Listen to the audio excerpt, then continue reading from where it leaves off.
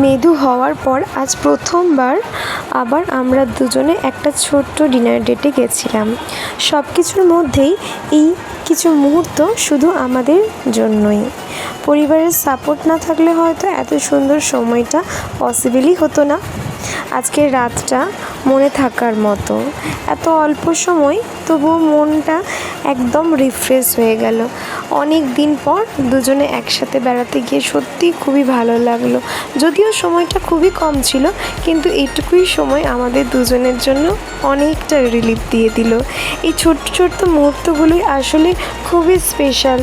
সময়টা ছোট্ট যতই হোক না কেন, মুহূর্তটাই বেঁচে থেকে যায়। তো আমরা এখানে একটা পিৎজা অর্ডার করে নিয়েছিলাম আর চিকেন ললিপপ, একটা গ্রিল ফিশের একটা আইটেম অর্ডার করে নিয়েছিলাম।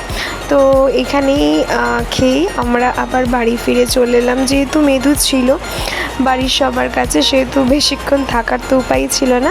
তাই আজকের এই ডিনার ডেটটা খুব সুন্দর আমাদের দুজনের কাটলো, আর মনটাও খুব ভালো হয়ে গেল। এইভাবেই আমরা আজকের দিনটাকে খুব খুশি খুশি আনন্দে কাটিয়ে উঠলাম। টাটা।